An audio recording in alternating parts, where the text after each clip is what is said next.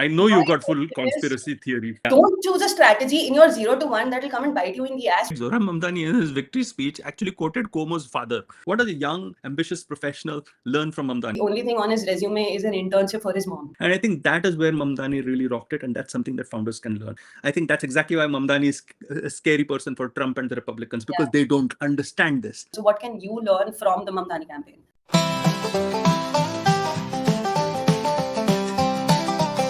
We don't care about Zohran Mamdani's politics, Janavi. I know where you stand. I have no idea where I stand. But the fact is that we are only caring about his way of communication and why it succeeded. So that is what is on the table today. I know you got full conspiracy theory. Yeah. No, forget the conspiracy theories. My question is, did communication really have anything to do with winning the election? See, that by itself is a conspiracy theory. No, I beg to differ. I think, look, his Mamdani's campaign has been such a completely different campaign. The only preceding campaign that was close enough was Trump's, actually, in the US, because Trump also invaded meme culture. And I think Zohran Mamdani invaded meme culture, and that makes the whole thing really interesting from a storytelling perspective. One thing I've realized is that the Gen Zs and the millennials in America are no longer watching the debates. They are just judging the campaigns by the TikTok videos and Instagram videos and whatever. So you're very right about the fact that communication had a lot to do with Mamdani winning the 2025 New York mayoral campaign, right? Now, what I can say in one sentence about the Zohran Mamdani campaign is he understood the target audience that would vote for him. He understood the target audience whose vote would actually matter because he had the numbers with him, and he focused completely on that target audience. So I think Mamdani's campaign, more than just communication, actually communication is the story that forms from the route that he has very validly touched is the target audience.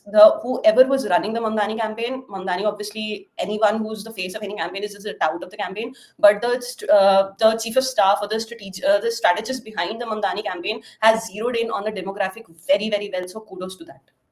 Yeah, so let's just build on that a little. Let's understand the storytelling behind this campaign, and also understand how it infiltrated meme culture. By the way, before I must say Zohran Mamdani is a pretty amazing naturalistic speaker. So he just comes across as being very natural on camera. Now, whether you like him or you hate him or whether you dislike whatever he's saying, he just comes across as an everyman, as an archetype. He just comes across like that, and he does not come across as I'm speaking down to you. So he's not sage. He's every man. He kind of knows you. So I think that really worked for him. Which is quite ironic. Ironic considering the fact that the guy belongs to a very nepotistic kind of a family and a very rich family, and especially he's never held a job in his life. The only thing on his resume is an internship for his mom. I know he's interned for his mom, but let's not forget that he's also got his training from his mom, because his mom is a very celebrated filmmaker who probably has communicated how to communicate. Also, he can speak 5 languages. So even if he's got an otherwise bereft CV, he can speak 5 languages. So he could really communicate to all the boroughs in their language, and he could literally talk to the immigrants, and he could literally connect with them in a way that nobody else could. So I think as a presenter, I would say as a presenter of his own campaign, right? Because that's how I would like to see Zohran Mamdani and the campaign as, because the campaign is a full-fledged effort of people behind the scenes and then the presenter of it. You have to be able to enact it. Right. So you have to be able to enact it. So the fact that he is an actor, doing his bit for the campaign allows me to admire him even more from a communications perspective, because he is not that. He is not who the everyman archetype, and he doesn't even say, "Hey, I'm an everyman." He just becomes the everyman. You see, that is the big difference over there. And I think this is really critical. Go on. So I think both of us, we have very opposing point of views where Zohran Mamdani is concerned, and both of us, we come from very different places where you talk about communication and I'm talking about, say, the political landscape of US and geopolitics and all of that stuff, right? But I think if storytelling is a foundation, let's go base by base on what makes a good story, right? Let's take the arc of a story and see how Mamdani ranks on each arc. Let's on each point of the arc, you mean? I get it. So I think here's where I would look at the David versus Goliath thing. Okay, and David versus Goliath is a wonderful story arc to follow. What is the story? Everybody knows it, but Goliath is this big giant given support by his army, and then there's David who's just got a slingshot. And lo and behold, David kills Goliath by making sure that he whacks him in some strange part of the eye or the brain, which is Goliath's blind spot or the place where he's weak, and Goliath collapses and dies, and David's the victor, and stuff like that. On the other hand, Malcolm Gladwell actually wrote David versus Goliath story in reverse. He said David was bound to win. You see, Goliath was bound to lose. And the reason why Goliath was bound to lose was because he was clumsy, because he was huge, because he was all over the place, because he could not move nimbly, and because he couldn't catch David. But David was an expert slingshot who also was trained in finding the right spot. Right? And that is your Zohran Mamdani versus the establishment. Now, I'm not for a minute actually agreeing with a lot of his policies. So don't get me wrong, by the way, Janvi. What I think is amazing is this David versus Goliath arc, because that's exactly what Mamdani's played. Okay. Yeah. So as a disclaimer to everybody watching this video, we're not debating whether or not Mamdani is good for the city of New York or whether, whatever happened in the election or behind the election or whatever. We are just analyzing what helped Mamdani win, at least on the face of it, so that, you as a young professional, as a founder, as a CXO who has to, make their place in that company, perhaps go against the board of directors, go against the Goliaths, or if you're a founder of a very small startup running against big giants. So this is something that might help you perhaps get your funding, perhaps getting through to your boss or whatever. So what can you learn from the Mamdani campaign? So let's look at the CXO or CEO first. As you grow up the chain or grow up the ladder, I think you just lose touch with younger people who are hustling in a different place and just don't know the language.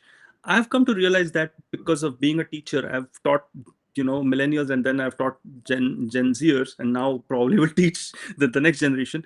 Obviously, Skibidi becomes 6, 7. Before Skibidi, it was something else. I don't know, right? But I know that I don't know. And while I'm not trying to be the cool guy who will speak their language, I will certainly be able to understand, okay, so this is how the culture is moving. This is how it's going. And I think that's really, really critical for a CEO or CXO to understand. Most of the marketing folks or the CFOs or the CHROs or whatever, they are just not with it. And if you look at what's really happening, it's an aging population, which means that you have to really make twice the effort to connect with. So you might be lucky, like you're a teacher like me, you might be lucky because you're in touch with students. You might be lucky because you have kids yourself, right, who are growing up. But I would like to take the example of Richard Branson, right? So Richard Branson met my kids who are legit influencers. So they met on his island called Necker Island. And so they spent about 10 minutes with him wherein he was just conversing with them, right? As if like they're just having a chat and a chai on a beachside thing. And my kids, bless their hearts, they had no idea who Branson was. They came back pretty impressed, saying, "Oh, okay, he owns this island and he owns Virgin, whatever." And they're back and they're like, "Okay, but he spoke like a very normal person to us." And I think that is the biggest lesson from a CEO or CXO perspective that you can take from the Zohran Mamdani campaign. Interestingly enough, this is what perhaps made Cuomo not win, right? Exactly. So in the primary debate, Cuomo came out much more impressive because what he was talking about were the facts. He's been the governor of New York. He's seen both sides of the coin. He's either good friends or has a good rapport with Donald Trump. So he was there with in the three major crises of the New York City in the last 5 to 6 years, right? So he brings with him an experience, and he was talking from an experience perspective. Mamdani, on the other hand, was talking about how he has been in the grooves with the people of New York that nobody else gets to listen to. People like Cuomo who have been career politicians all of their life, they haven't sat with the deepest of the deepest in the 5 boroughs of New York. So look at his sass, right? Zohran Mamdani in his victory speech actually quoted Cuomo's father, right? That was pure sass. He literally doesn't care where the quote is coming from. Okay, this is a good quote. I'm going to actually say that. Now, I actually think that this is something that the CEO or CXO should learn. But here's another thing that the CEO and CXO should learn. They have to get over being cringe. Right. So I think the higher up you move, and I think we've spoken about it in the glow up or glow thing, which we've uploaded on YouTube and LinkedIn. But I think that you take yourself very seriously.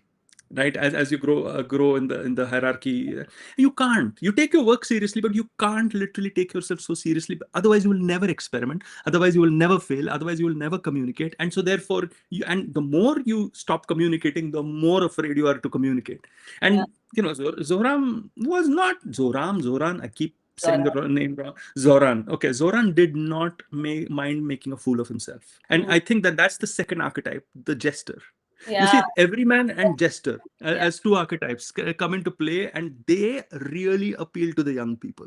Not somebody who's taking themselves very seriously. I don't take myself seriously, and that's why people go with me. So you bring in that performative thing, and you make it, you make it everyman. Your performance becomes everyman. So I think you're bang on about the archetypes. Mamdani played both the everyman and the jester so perfectly, while the jester performed what the everyman was thinking of, and that's what made him relatable, which is something that Momo has not done. He might be the ruler archetype. He came across as the ruler archetype or the king or whatever, right? Somebody who the regular people or the Gen Z could not understand. Now, Gen Zs are the ones who have not been through the major backlashes of New York. They haven't lived in New York. Interestingly, according to a survey, the longer you've lived in New York, the more likely you are to having voted for Cuomo.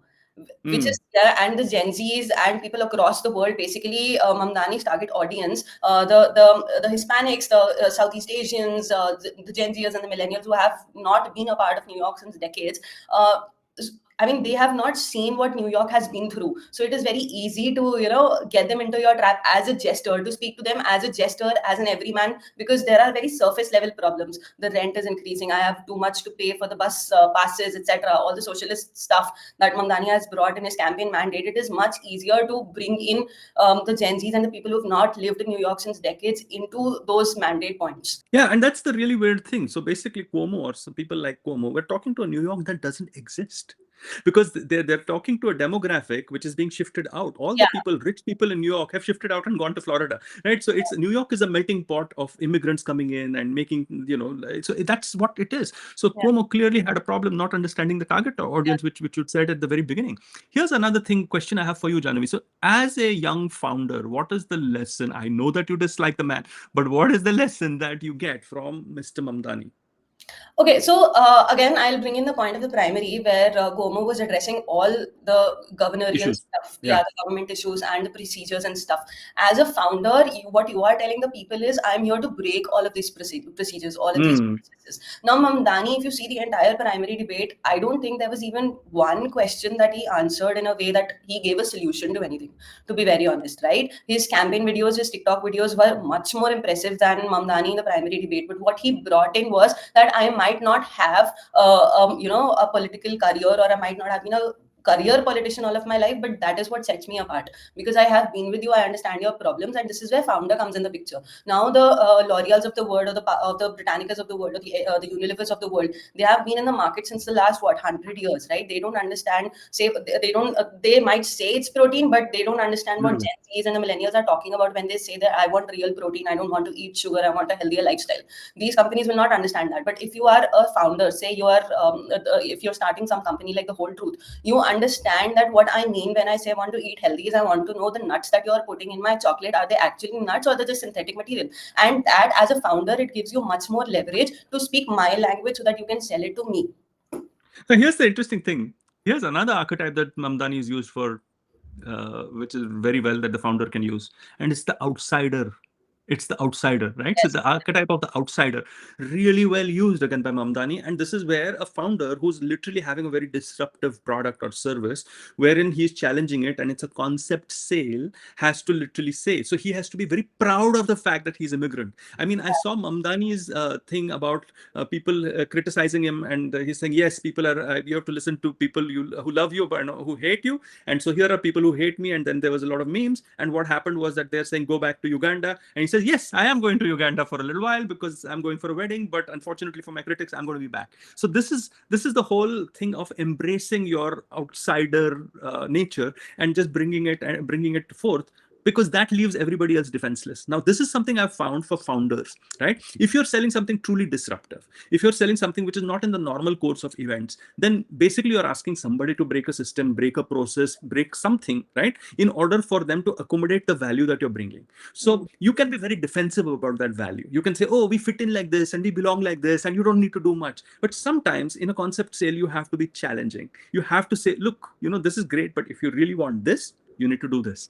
And while it's a tough path to do, there will be founders who will have really succeeded at a 10x level who have done literally this. What do you think? Yeah, I'll bring in another point that we touched upon very slightly in some of the previous words that we were talking about, right? When we say know your audience, it is a general practice to do a competitor analysis of the founders and see what startups are in that red ocean or whatever, and then you just slightly go away from that audience. If people are targeting 25 to 35-year-old women, you start targeting 30 to 40-year-old men or something like that. Right? So now what Mamdani did in his campaigns, he did not, like you said, New York is aging, right? What Mamdani did, he did not go for the existing New York. He went for the culturally shifting New York. And that is actually not just something that brought in voters, but brought in one of the highest voter counts in history, where 80% of a demographic votes for one person. And that is because Mamdani was the only person in that race of 5 candidates who brought in a very culturally shifting demographic.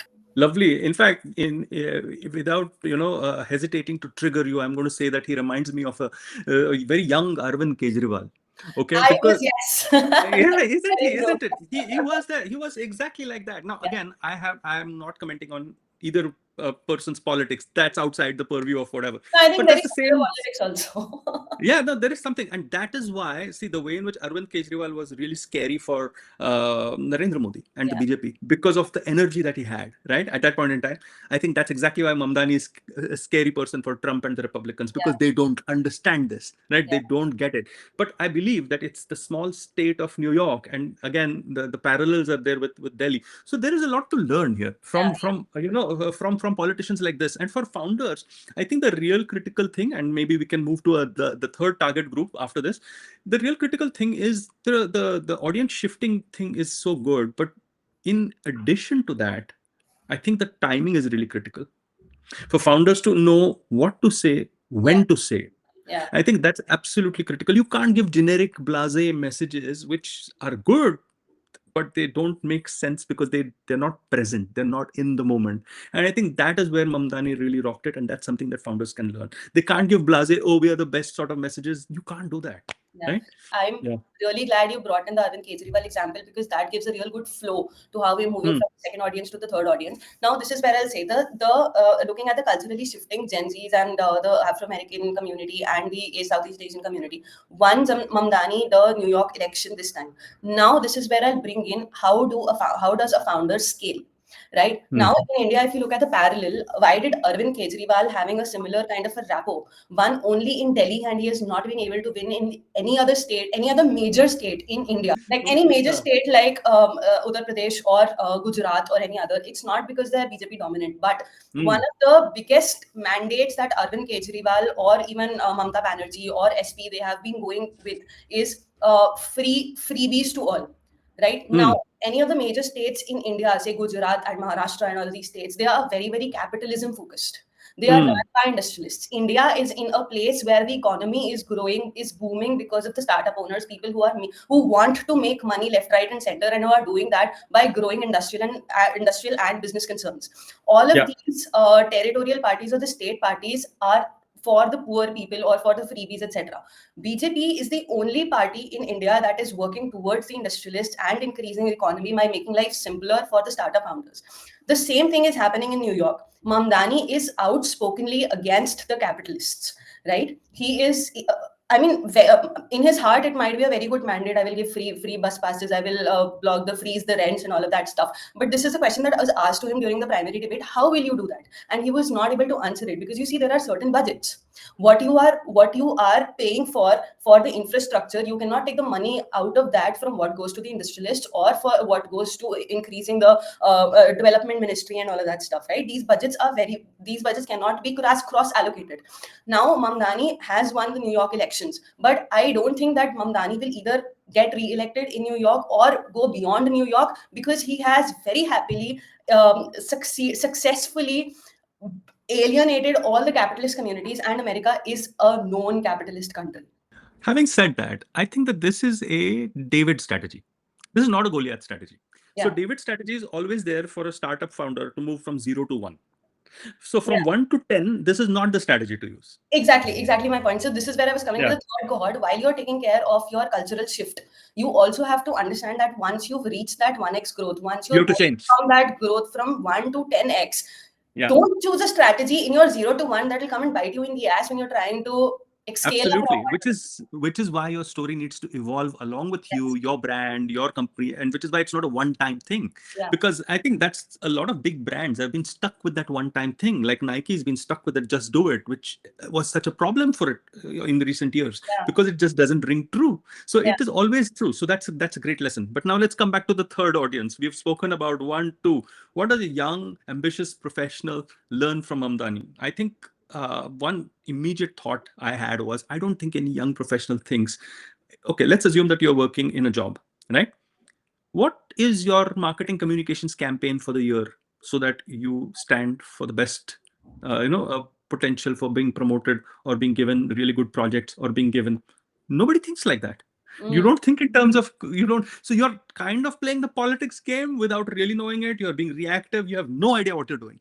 And I think this is a really, really critical lesson for all young, ambitious professionals to learn, because they have to understand, what are my campaigns in this year? How am I going to communicate whatever work I'm doing? That doesn't mean stop working and just keep talking bullshit, because you're going to be thrown out in any case, because it's a capitalistic economy, as you said.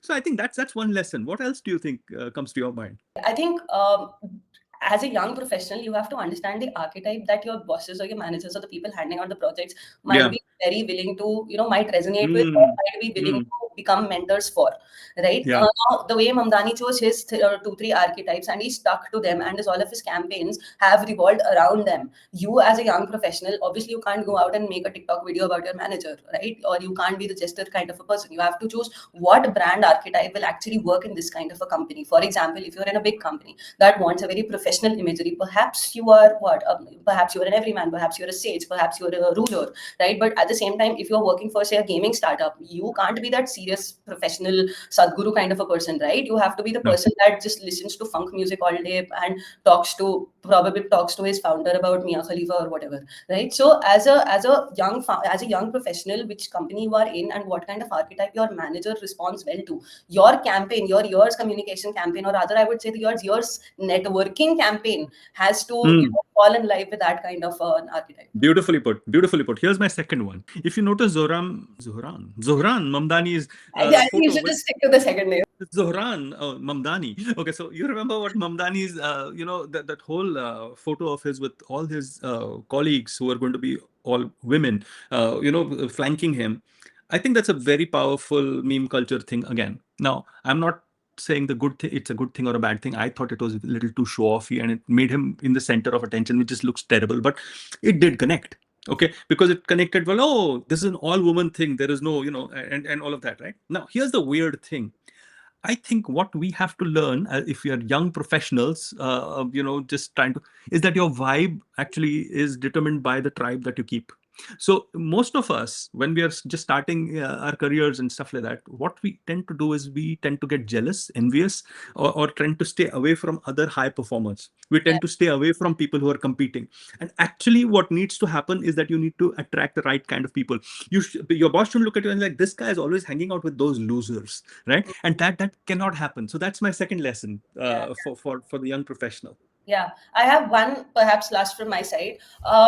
No, not just, don't just chatify people above you. See what the trends are of not just the industry, but your company as a whole. Now, for example, if you look at Mamdani, why was anti-capitalism sentiment so welcomed in New York? Because let's say America is kind of tired by the crony capitalism. It has been tired since decades by just the rich making a lot of money because of companies like McKinsey's and all of that stuff, creating a big disparity in America between the and the people who are, just starting out their jobs or struggling with their lives. Now, at the same time in India, why the same narrative is not working? Why? Because why Congress is not able to get even one seat elite in the states that they had ruled for the last 50 years is because India is shifting towards capitalism. India has come from 5-6 companies that are still sustaining, that have helped this country through the worst of times without a lot of hiring, firing. They are starting to love capitalism more and more, and as more companies are coming into this ecosystem, capitalism is on the rise, right? So if you are a person in India or a startup in India and you're talking about work-life balance, I don't know if you tell your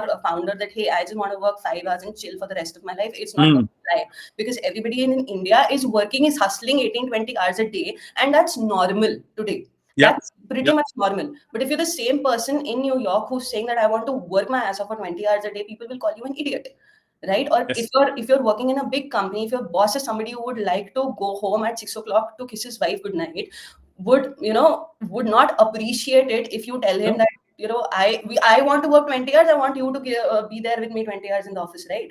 So your campaign, your communication, or your networking also has to take in the trends of the company. Absolutely, well said. And your behavior as well. No, it's communication at a meta level. I think we've done this topic to death. The most passive aggressive act that you're doing is that it's of voting, because nobody knows what you're voting for. Right? Nobody knows what you're voting for till the time that you cast a ballot. So it is really hidden. So your true nature, your true sense of self comes out when you're casting your ballot. So which is why we end up having a lot of surprises in every election, because the passive aggressive nature of people comes out.